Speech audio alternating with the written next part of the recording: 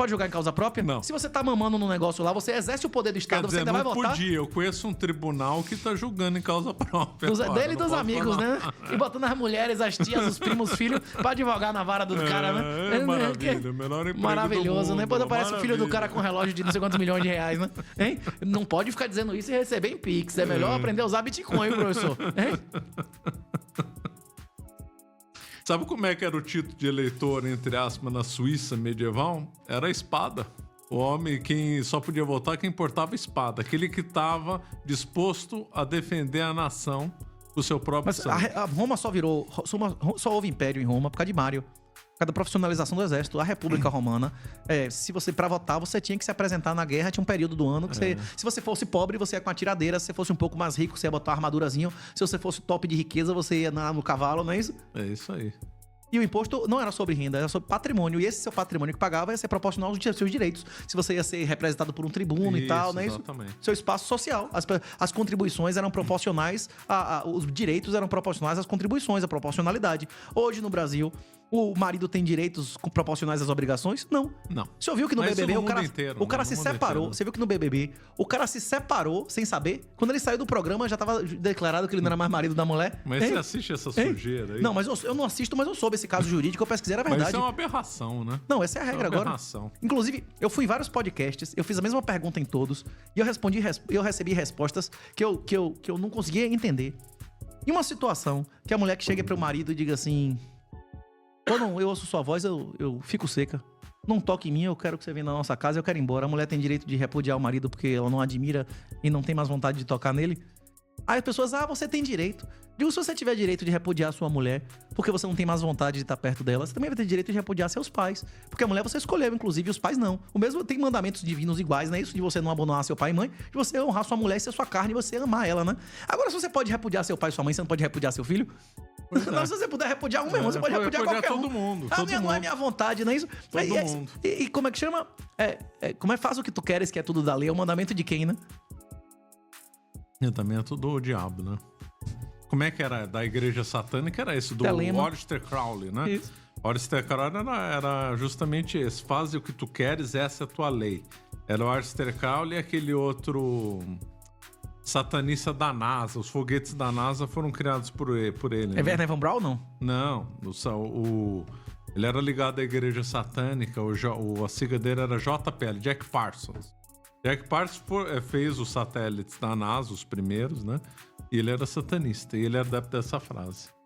A NASA tem um pezinho no nazismo e no satanismo, né?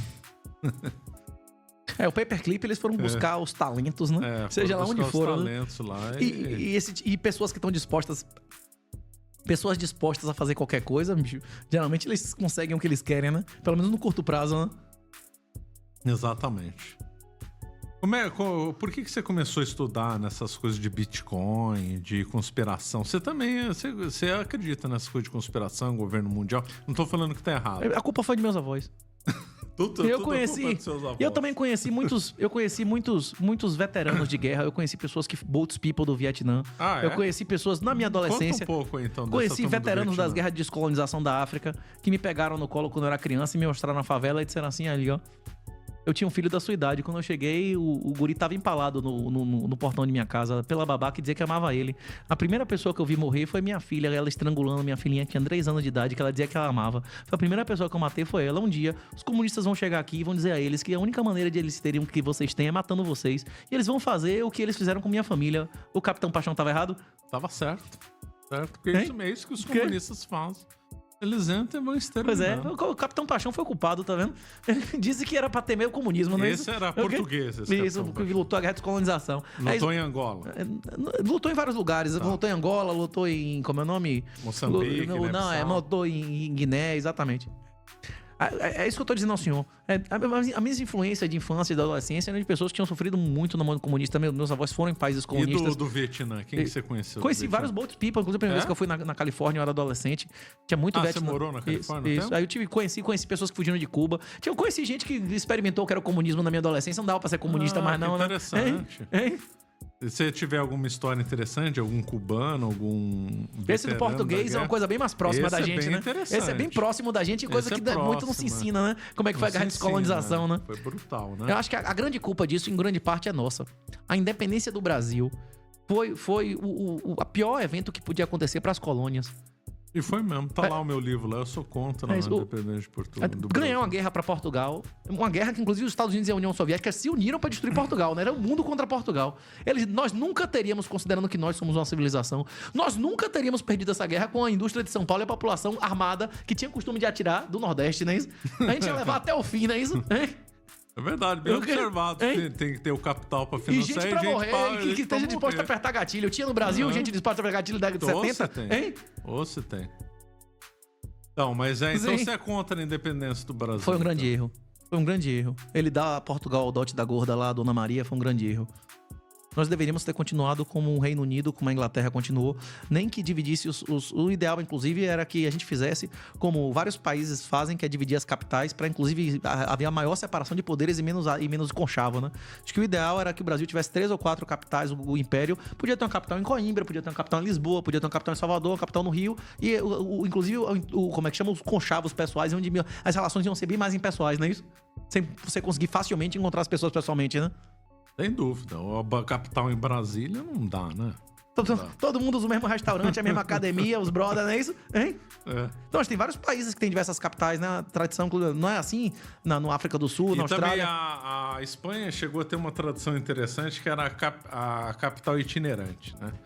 Então, o rei estava presente da população em vários locais. Então, ele ficava um tempo... A rainha Isabel, católica, então ela andava em vários locais justamente para ficar com mais contato com a população e não fugindo da população.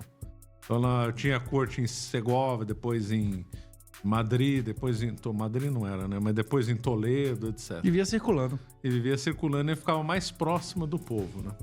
O pessoal tem uma ideia errada de monarquia. Eu preferia que a monarquia era coisa distante do povo. Não era nada disso. Dom Pedro II, que você gosta, recebia as pessoas lá com porta aberta. Gosto, mas a gente tem que admitir que Dom Pedro II, ele, inclusive, foi o sentimento antirreligioso dele que fez ele não cumprir o papel dele, né? Sim, eu sou crítico dele. Ele é um modernista. Ele sofreu o mal dos meus pais, né? Ele se declarou republicano. Quer dizer, não dá, né? Um monarca se declara republicano. Persegue Dom Vital. Não dá, né? São coisas que não dá pra fechar os olhos. Mas você também não vai dizer que ele é Lula, né? Não dá. É lógico que não, né? Existe uma gradação, né? Uma gradação enorme. Tem uma distância enorme entre isso e aquilo, né? Uma distância enorme.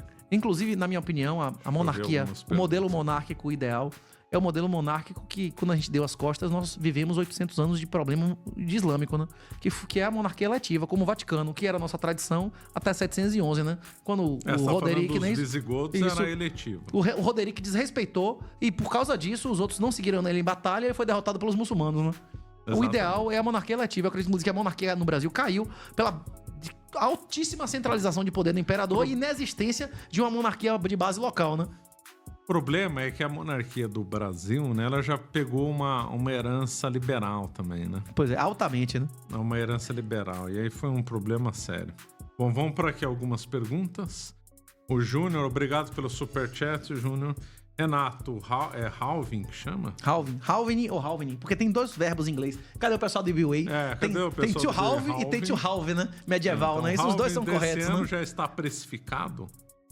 Você não tem como precificar coisas que ainda não tem um resultado certo.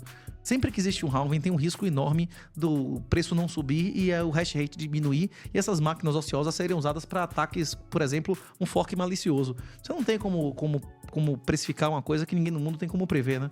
Há um risco nessas operações de ter ataque hacker? É isso que você está falando? É porque o sistema de mineração ele é um sistema dinâmico.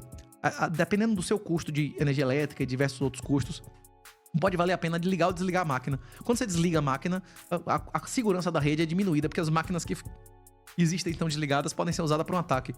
E é por isso que todo halving, geralmente, o preço fica de lado ou cai, como acabou de despencar 20%, e normalmente depois do halving, normalmente não, todas as vezes, em menos de 60 dias, o preço dobrou. Certo. É por isso que eu tô aqui agora dando uma excitação, né? É isso. O negócio tá caindo porque tá começando a vir o momento da verdade, não é isso? Aí geralmente cai no negócio e não é isso? Todas as vezes o negócio deu certo e o negócio bombou depois. Vamos ver se vai acontecer de novo, né? Assim... Mas essas fazendas de mineração, sei que no Paraguai tem que energia é mais barata. Isso aí dá dinheiro ou não? Isso dá dinheiro para pessoas que são altamente especializadas e que tem. Isso não é uma coisa pra gente como eu e o senhor. Ah, tá. Isso existe uma coisa nas finanças que chama maldição do vencedor. Se o senhor quiser comprar 100 mil reais de carne agora, num raio de 10 quilômetros, é um preço. Se você quiser 1 milhão de carne, você vai precisar pagar muito mais, não é isso? Se você for para um leilão e ganhar o leilão, você é o otário que pagou mais do que os outros pagariam, não é isso?